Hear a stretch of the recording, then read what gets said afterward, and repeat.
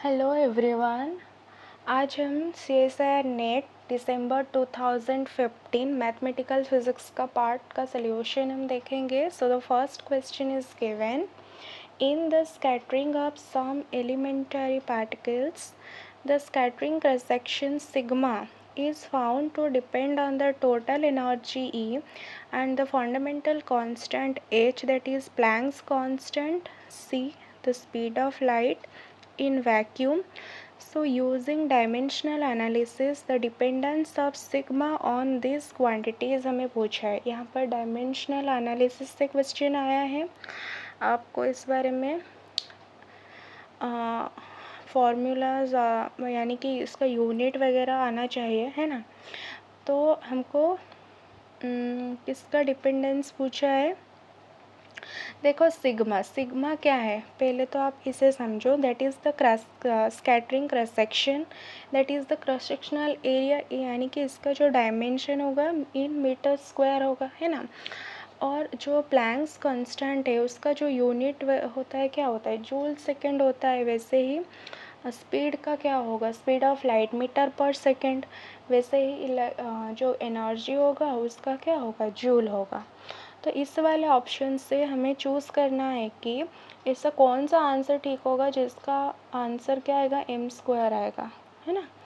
Final जो answer होगा वो एम स्क्वायर आएगा। सो हम चूज़ करेंगे ऑप्शन सी।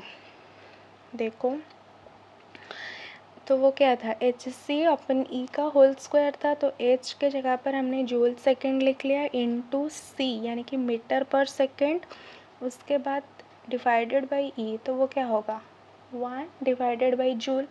उसका टोटल स्क्वायर, यहाँ से जूल, यहाँ से जूल, यहाँ से सेकेंड, यहाँ से सेकेंड कट गया तो सिर्फ मीटर स्क्वायर रहा। तो यही तो हमें चाहिए था, क्योंकि सिग्मा वो क्या है, क्रॉस सेक्शनल एरिया है, स्कैटरिंग क्रॉस सेक्शनल एरिया, तो मीटर स्क्वायर चाहिए हमको, राइट।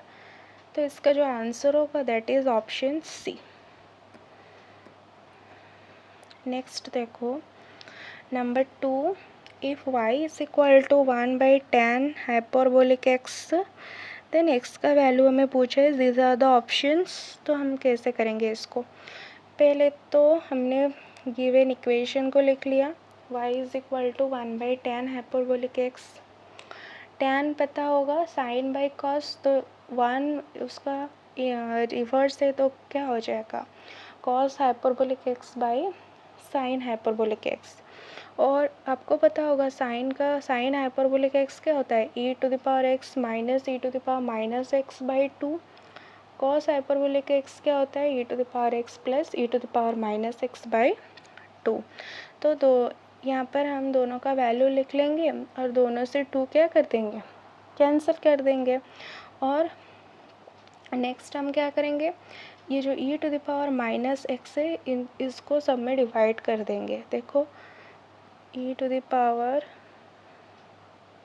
यहाँ पर क्या था, एक मिनट, देखो इसको देखो ध्यान से, e⁻x प्लस e⁻−x था ना, मैं सिर्फ ऊपर वाला करा रहा हूँ।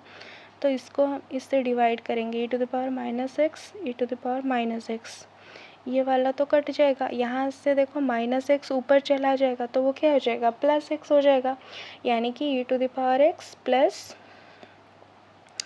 प्लस x आ जाएगा यहाँ पर, है ना, +x।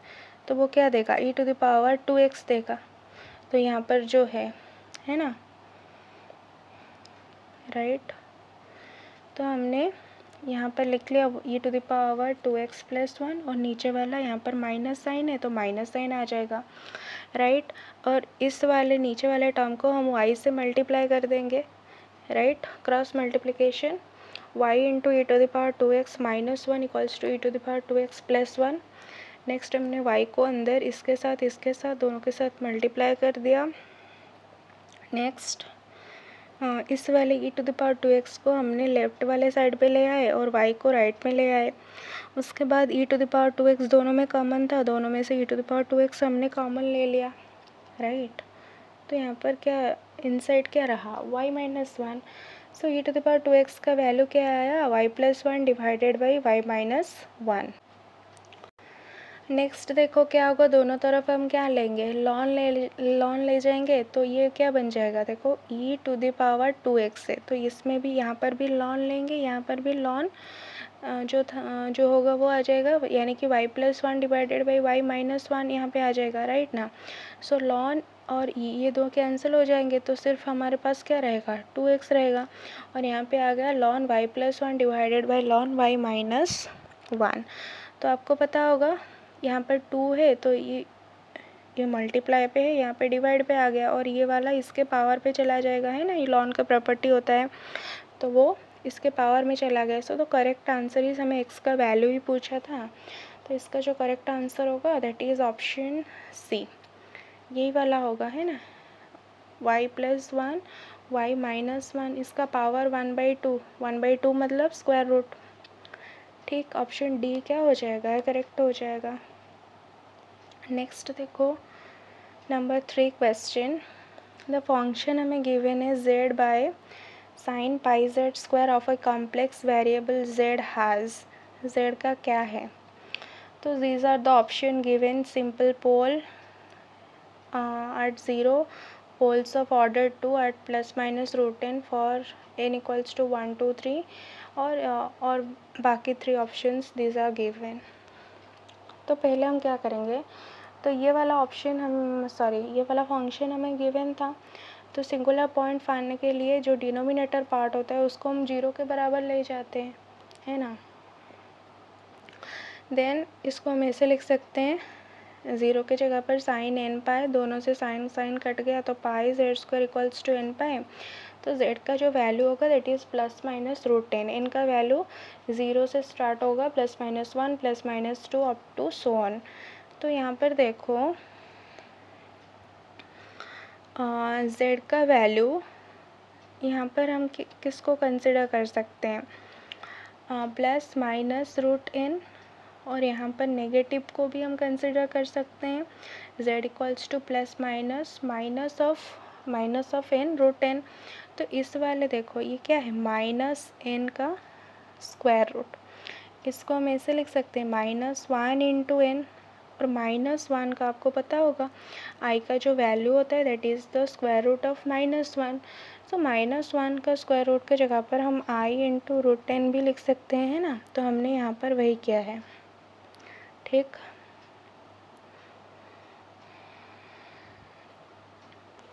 राइट, समझ में आया।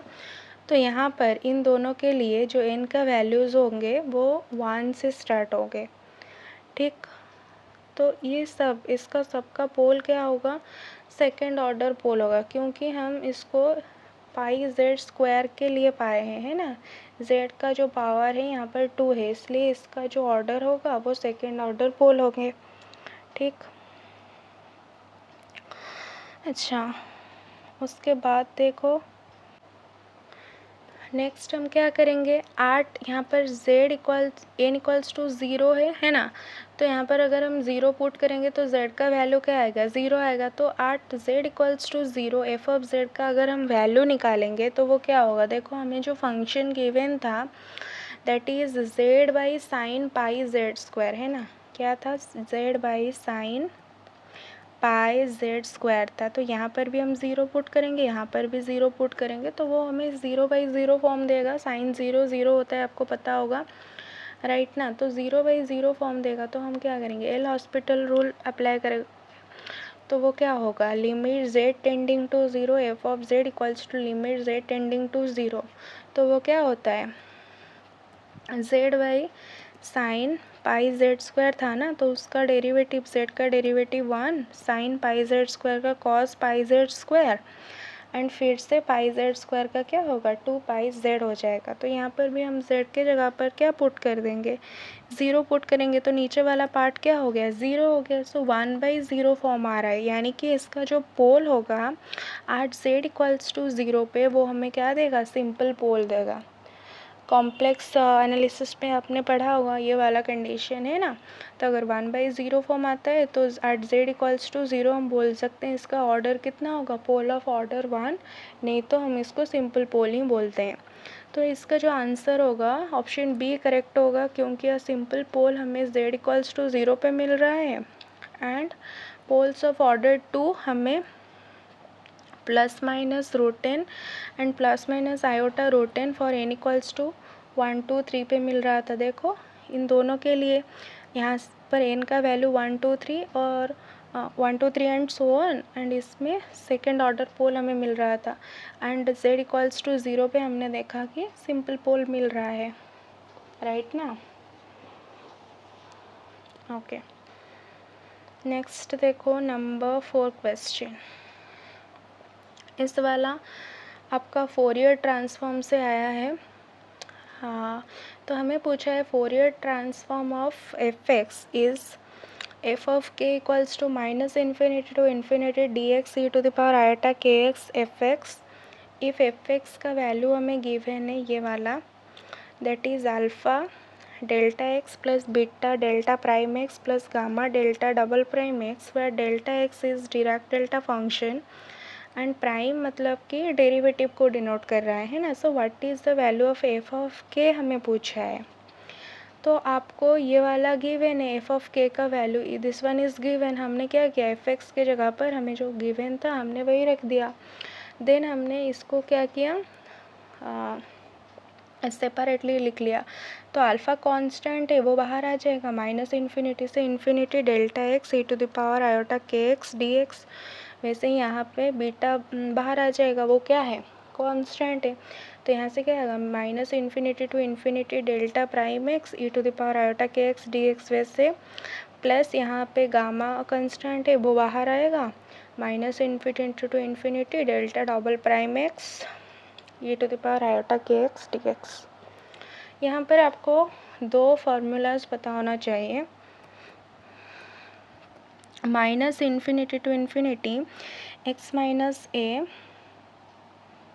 F of x d x अगर होता तो इसका आंसर क्या होता, इस वाले ए इस फंक्शन में आ जाता, यानी कि इसका आंसर जो होता है एफ ऑफ ए होता।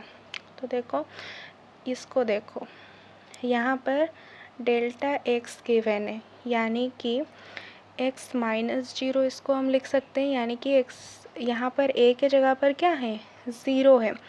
तो वो क्या हो जाए, आंसर क्या होगा, एफ ऑफ 0, यानी कि इस वाले x के जगह पर हम क्या पुट कर देंगे, 0 पुट कर देंगे।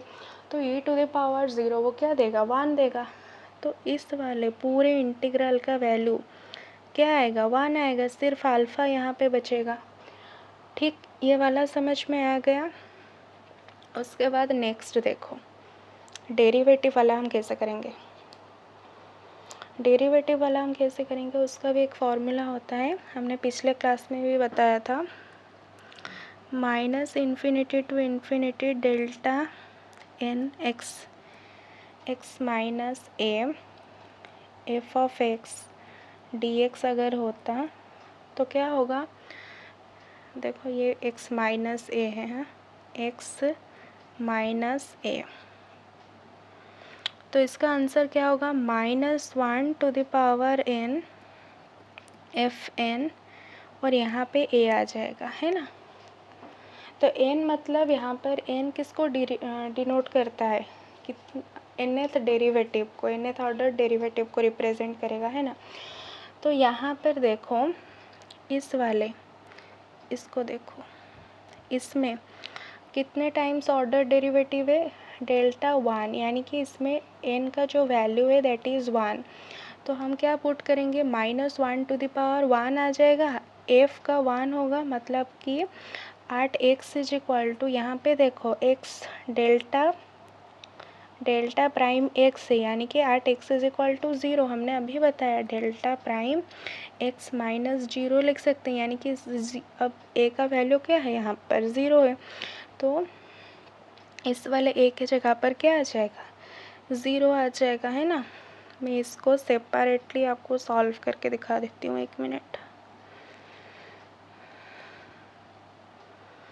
यहाँ पर क्या है, सिर्फ इसको आप देखो, इस वाले इंटीग्रल को, बीटा तो कांस्टेंट है वो एज इट इज़ आएगा।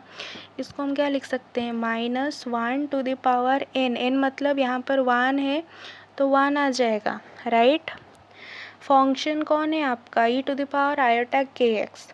तो इसका हम फर्स्ट ऑर्डर डेरिवेटिव करेंगे, एक बार डेरिवेटिव करेंगे तो वो क्या देगा, iota k e to the power i k x देगा, राइट।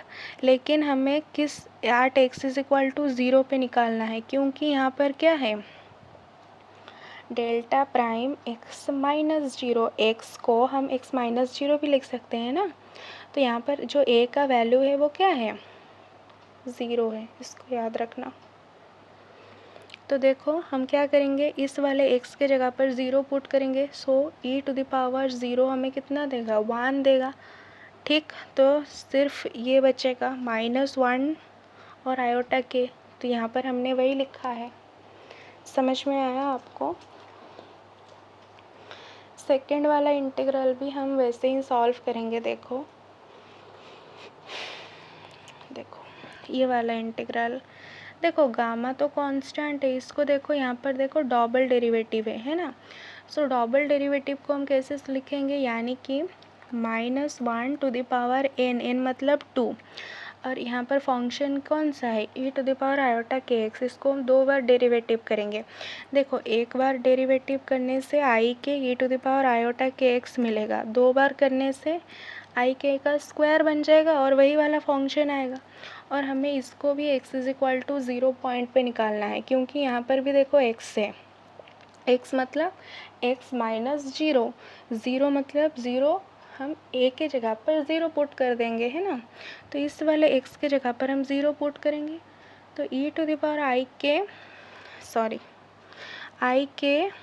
0 हमें क्या देगा, 1 देगा, राइट। तो हमारे पास सिर्फ इतना रहेगा। -1 का स्क्वायर क्या होता है, देखो यहाँ पर वही हमने लिखा है, -1 का स्क्वायर आई के का स्क्वायर, ठीक ना। ओके, तो यहाँ पर देखो -1 का स्क्वायर कितना होगा, पॉजिटिव हो जाएगा, आई स्क्वायर हमें नेगेटिव देगा, तो यहाँ से हमें क्या मिलेगा, माइनस गामा के स्क्वायर, और यहाँ पे माइनस यहाँ पे आ जाएगा, तो alpha minus I beta K minus gamma K square, इसका आंसर हो जाएगा, that is in option C. Next question देखो, number 5 question, the solution of the differential equation हमें ये वाला गिवन है। इनिशियल कंडीशन हमें गिवन है x इज इक्वल टू 0 और t इक्वल्स टू 0 पे x का वैल्यू क्या होता है, 0 होता है। तो पहले इस वाले को हमने यहाँ पर लिख लिया, x को x के साइड पे हमने ले आए और दोनों तरफ इंटीग्रेशन लगा दिए। तो ये किसका आंसर है, ये किसका इंटीग्रेशन है, साइन इन्वर्स का। इसका आंसर क्या होगा, sign inverse x integration of dt हमें t देगा, है ना, 2t प्लस c यहाँ से आ गया। तो हमें जो कंडीशन गिवन है, जब t का वैल्यू हम 0 पुट करेंगे तो x का वैल्यू भी 0 होगा। तो इस वाले x के जगह पर 0, t के जगह पर हमने 0 रख लिया, तो जो c का वैल्यू आया वो कितना आया, 0 आया, राइट।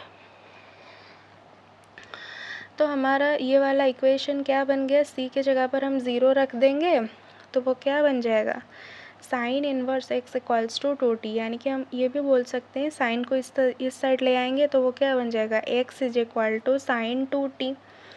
तो आपको पता होगा साइन का जो मैक्सिमम वैल्यू होता है वो क्या होता है, 1 होता है, यानी कि हम बोल सकते हैं x 1 से बड़ा नहीं हो सकता, x should not be greater than 1, है ना। तो इस वाले x के जगह पर हम क्या लिख सकते हैं, 1 लिख सकते हैं। देखो तो यहाँ पर 1 आ गया, तो 1 के जगह पर हमको पता है साइन 90 का वैल्यू 1 होता है ना। तो यहाँ पर हमने साइन 90 लिख दिया, और यहाँ से साइन कट गया, π/2 इक्वल्स टू 2t, और t का वैल्यू क्या आया, π/4।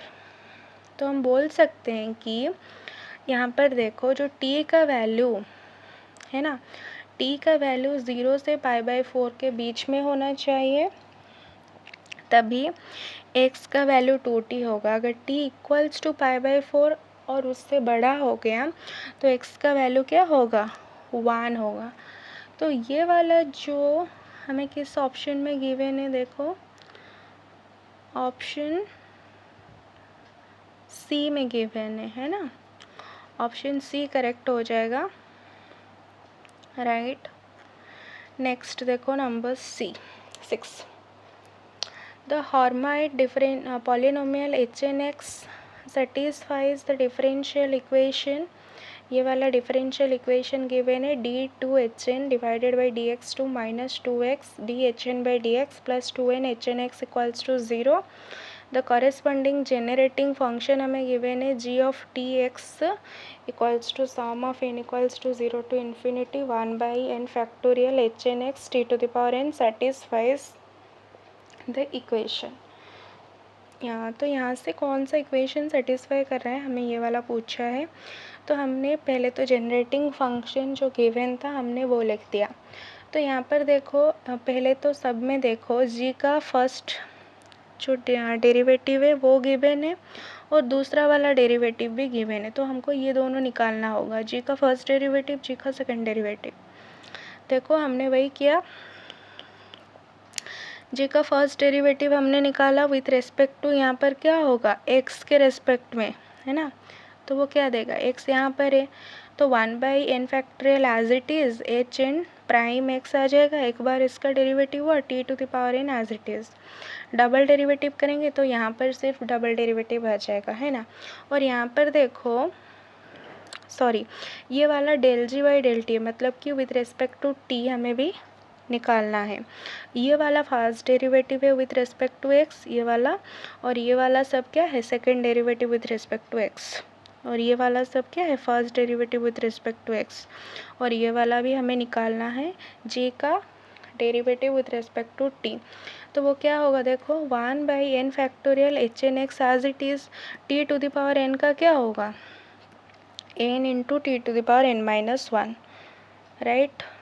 तो इन ऑप्शन में से अगर हम ऑप्शन ए को चेक करेंगे, देखो हमने ऑप्शन ए लिख लिया और हमने इसका वैल्यू हमने अभी निकाला, जो जी डबल प्राइम था ना वो इसका वैल्यू था, हमने इसका वैल्यू यहाँ पर लिख लिया। उसके बाद क्या है माइनस का 2x एज इट इज़, और ये वाला क्या है जी सिंगल डेरिवेटिव। तो इस यहाँ से यहाँ तक जी सिंगल डेरिवेटिव का वैल्यू हमने लिख लिया, और क्या है 2t एज इट इज़, और ये वाला क्या है del g by del t, यहाँ से यहाँ तक हमने अभी निकाला, इसका वैल्यू हमने लिख लिया। तो सब में क्या कॉमन था, देखो 1 बाई एन फैक्टोरियल सब में है, यहाँ पे भी वहाँ पे भी, और t to the power n भी देखो सब में है, यहाँ पर भी देखो, यहाँ पर देखो t का पावर 1 यहाँ पर -1 तो वो कट जाएगा, तो t to the power n यहाँ पे भी है, तो सब में ये सब कट जाएगा, राइट। तो बाकी जो बचेगा एच एन का डबल प्राइम एक्स, यहाँ से देखो -2x h n single prime x plus यहाँ पे देखो ये वाला n है, एक मिनट, यहाँ पे देखो ये t कट गया है ना, यहाँ पे n बचेगा तो 2n H N X, right. तो H N double prime X को हम ऐसे भी लिख सकते हैं, double derivative H N X का है with respect to x -2x, और ये वाला सिंगल डेरिवेटिव मैंने मतलब कि first order derivative with respect to X है plus 2n H N X. तो this one is the Hermite differential equation, है ना। तो देखो ये वाला जो इक्वेशन है ना ये वाला हमें गिवन था, एक मिनट देखो क्वेश्चन में हमें ये वाला गिवन था, हमें ये निकालना था इस वाले जेनरेटिंग फंक्शन से, हमने निकाल दिया बाय यूजिंग ऑप्शन ए। तो ऑप्शन ए करेक्ट हो जाएगा, राइट। आपको समझ में आया।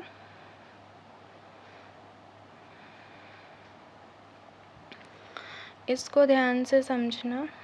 हमने पहले तो 1 बाई एन फैक्टोरियल, एक minute, 1 by n factorial 1 by n factorial 1 by n factorial सब में से काट लिया, वैसे t to the power n t to the power n, यहाँ पे देखो टी का पावर 1 है, यहाँ पर -1 है तो वो कट गया, सिर्फ क्या बचा t to the power n बचा, तो t to the power n भी कट गया।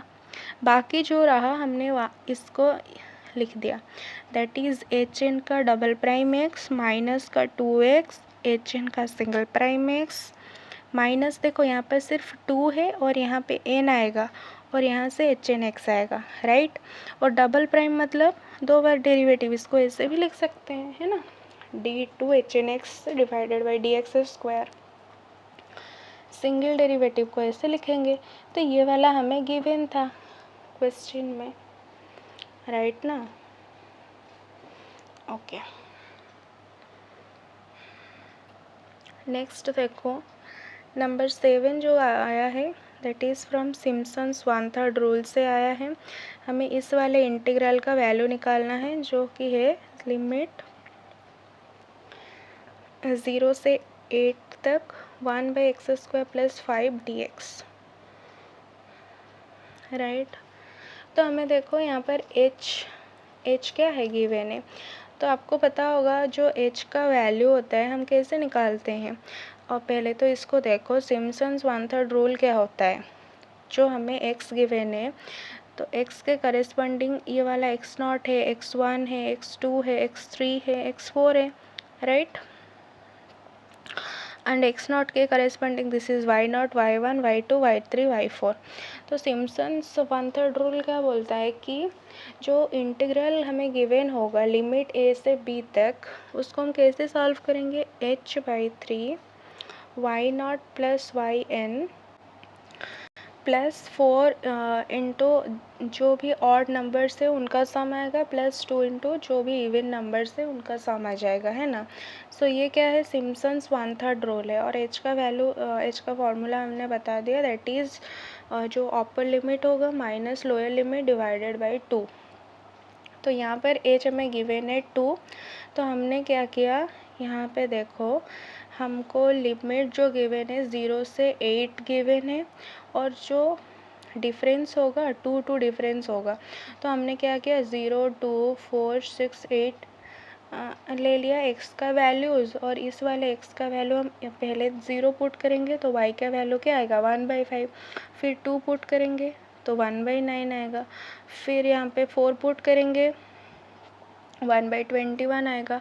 फिर 6 पुट करेंगे तो वो क्या आएगा, 1/41 आएगा।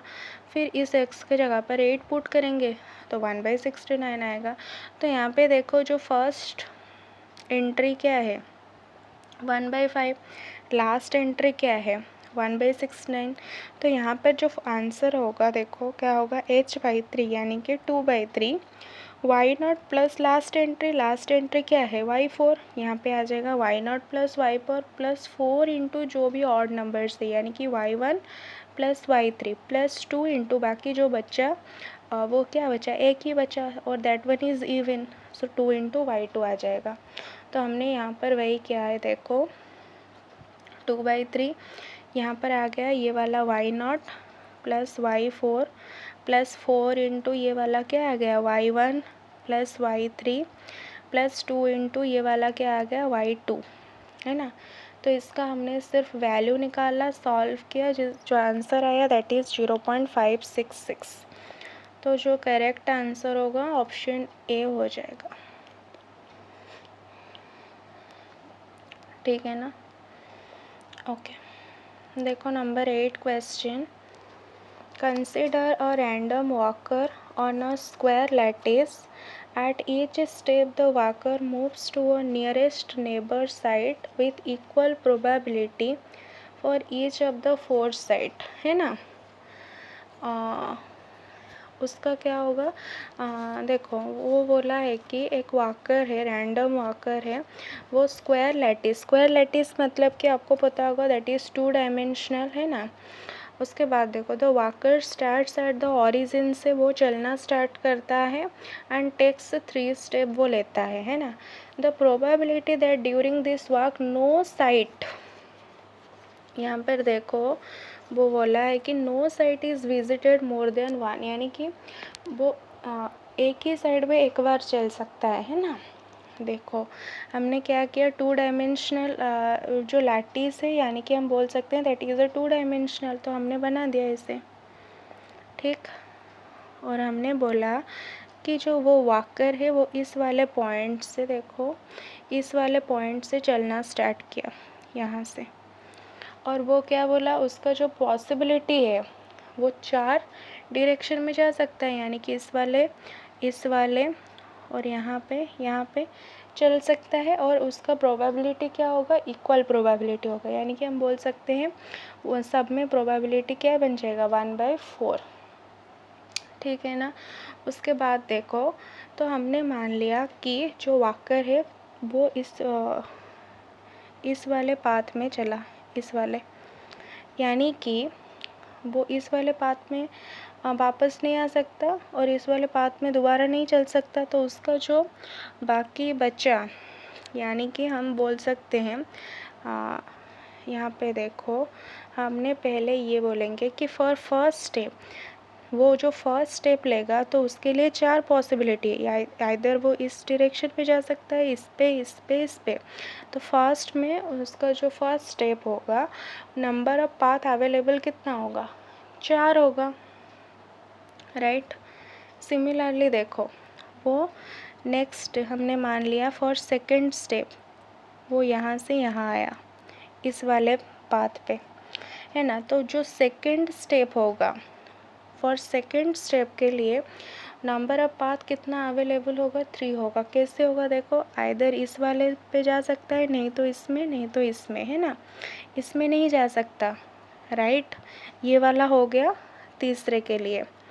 नेक्स्ट हमने मान लिया फॉर थर्ड स्टेप, देखो फॉर थर्ड स्टेप के लिए क्या होगा, वो अभी यहाँ है तो हमने मान लिया कि वो ऊपर की तरफ गया है। तो थर्ड स्टेप के लिए जो नंबर ऑफ पाथ अवेलेबल होगा वो भी 3 होगा। क्यों? क्योंकि वो इस डायरेक्शन में जा सकता है, इस डायरेक्शन में जा सकता है, इस डायरेक्शन में जा सकता है, लेकिन इस वाले में नहीं जा सकता।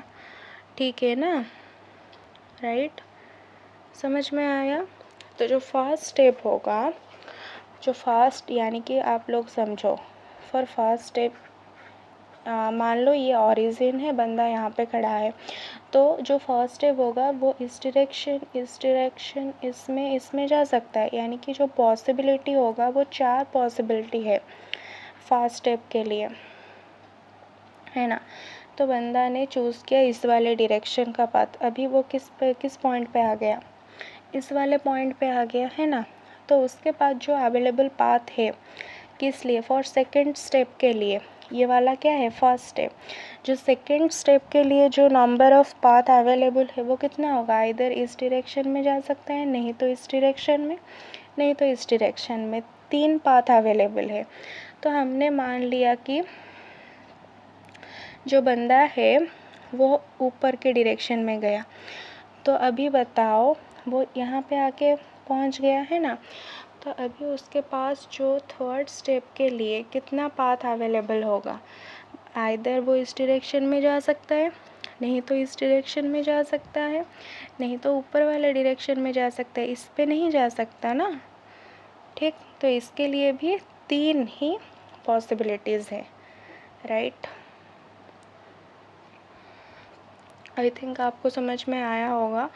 तो अब हम क्या करेंगे, प्रोबेबिलिटी आपको पता होगा, दैट इज़ क्या होता है formula, favourable outcomes divided by total number of outcomes. तो जो फेवरेबल आउटकम्स है कितना है, 4 × 3 × 3 होगा, लेकिन जो टोटल नंबर ऑफ आउटकम्स है वो कितना होगा, पाथ तो सब में 4 ही पॉसिबल थे ना, इसमें फर्स्ट स्टेप में भी 4 पाथ अवेलेबल थे, सेकंड में भी 4 पाथ अवेलेबल थे, और थर्ड स्टेप में भी 4 पाथ अवेलेबल थे। तो हम टोटल नंबर ऑफ आउटकम कितना बताएंगे, दैट इज़ 4 × 4 × 4। लेकिन जो फेवरेबल होगा, बंदा किस में जा सकता है, जो कंडीशन हमें गिवन है ना, वो जिस पाथ से आएगा उस पाथ से रिटर्न नहीं कर सकता, यानी कि उस पाथ में दोबारा नहीं जा सकता, है ना।